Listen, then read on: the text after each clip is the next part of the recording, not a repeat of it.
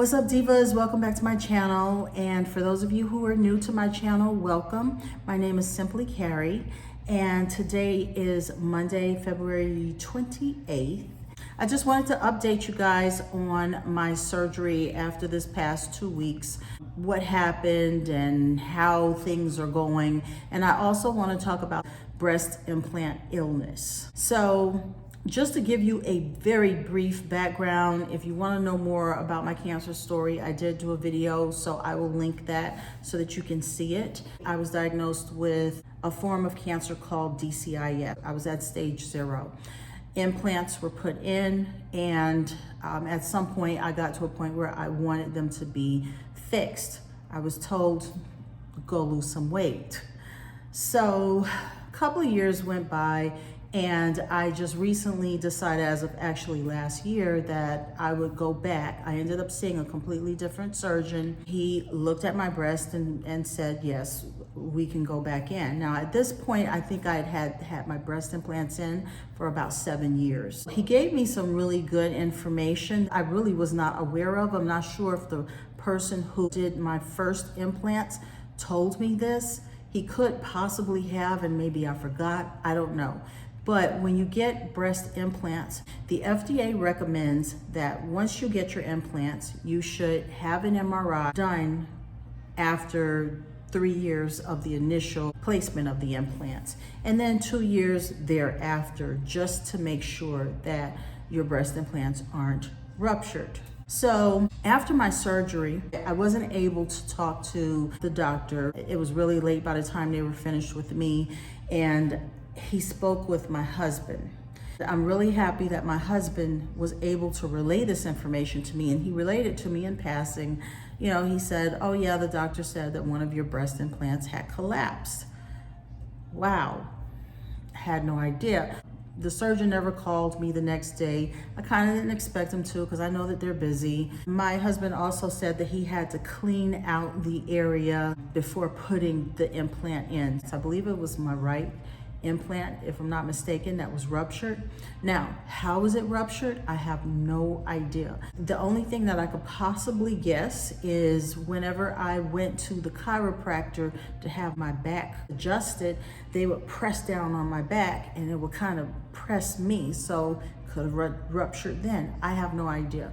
So being that I didn't know that I had a ruptured implant, I'm not going back, okay? It's not like a tire that just deflates. It just looked like, okay, time just went on and it started to just not look the way I wanted it to look. So first off, what is breast implant illness? So it says here that breast implant illness is a term that some women and doctors use to refer to a wide range of symptoms that can develop after undergoing reconstruction or cosmetic augmentation with breast implants. It is also sometimes referred to as autoimmune inflammatory syndrome induced by adjuvants. This is according to the website breastcancer.org.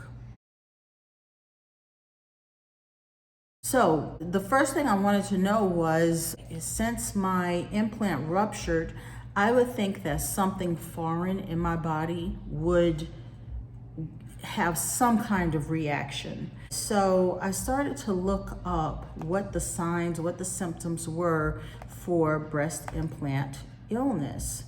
And my question now is, did I really have breast implant illness? Because I was not feeling my best. In fact, I was feeling worse, especially since I turned 51.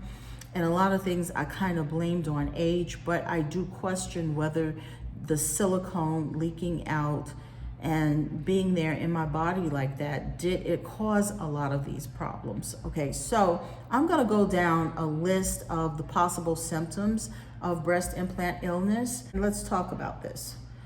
So here are a list of the general symptoms. There's fatigue or chronic fatigue. Yes, I have had chronic fatigue. Ever since the last set of implants were removed, I have not been the kind of tired that I was. I was so tired, I was trying to take a multivitamin, I was trying to take iron. I thought that maybe my iron was low, which it could possibly have been, I don't know, okay? Hair loss. Well, I started complaining about hair loss at the very beginning of 2021, just out of the blue. Up in this area, it looked like I was losing my hair. So I stopped wearing my wigs. At the time, I was smoking, and I did stop smoking. So I questioned, could that possibly be something that could have contributed to it? Also, my hair was graying in that area, but I still feel like there was a loss of hair, like it was just getting thinner. Something was happening. Dry skin, I don't really see anything different, something that's out of the normal as far as dry skin is concerned. Not no. I did have some breast pain, but I kind of just blew it off as, okay, well, maybe it really isn't anything. Premature aging, I don't know about that. Slow healing of cuts and scrapes, no, I heal pretty good. Easy bruising, I do feel that I can bruise easily. Who's not gonna bruise when you hit something? So I'm not really gonna put too much emphasis on that. Skin rashes, I did not have skin rashes. Anxiety, depression, and panic attacks, I had that prior to even getting breast implants. So I really don't want to contribute any of those symptoms that I've had before to breast implant illness. So let's move on. It says here pain and or burning sensation around the implant and underarms. I didn't have a burning sensation. I did have some pain, but it was not enough for me to feel alarmed and feel like I need to go to a doctor to get this checked out. Weight changes. Well, my weight has definitely changed. I haven't gone down on the scale. I've gone up. I do believe that could possibly be contributed to the Fentanyl that I have been taking and then I stopped. It could have done something to my metabolism, the yo-yo dieting that I have been doing. I'm not really ready to say breast implant illness. Okay, hormonal imbalances such as low or high levels of thyroid or adrenal hormones. Okay, I haven't had my hormones tested, but I am going through perimenopause. Okay, so once again, all of these things, there's something that can be explained away. Estrogen or progesterone imbalance or diminishing hormones, neurological problems like cognitive dysfunction, like brain fog and difficulty concentrate and memory loss. Yes, I've had that. Memory loss, definitely. I found that I was saying things and not realizing that I was saying things. It might be February and I might say it's November. I may say one number, but I was meaning another. There was a point where it did get bad, but I was on Fentanyl and I was kind of contributing that problem to the Fentanyl use. And I'll talk more about Fentanyl and why I haven't been on it lately. Vertigo, no. Ear ringing, no. Headache, migraines, and ocular migraines. I don't really get headaches often. Numbness or tingling sensation in upper and lower limbs, no. Immune system, fevers, night sweats, intolerant to heat or cold. Well, wait a minute, all this sounds like menopause or something. I don't get any of that. New and persistent bacterial, fungal, and viral infections, no. Delayed wound healing, no. Allergies, no. Swollen and tender lymph nodes, no. Diagnosis of autoimmune disorder, no. Cardiac, like heart palpitations, no. General chest discomfort and shortness of breath. I was feeling a sense of shortness of breath. I would just be walking and just feeling out of breath. But could that have just been me being out of shape and needing to work out? Difficulty swallowing, no. Reflux, metallic taste. Reflux, yes, I do have. I had it before I even had the breast implants. Diagnosis of irritable bowel syndrome, acid reflux, gastrointestinal reflux disease, gastritis, and pancreatitis. Yeah, I've had all of that. Irritable bowel syndrome, acid reflux, I've had that. But I believe I had that prior to getting implants. Sudden food intolerances. I am intolerant to carbs and sugar.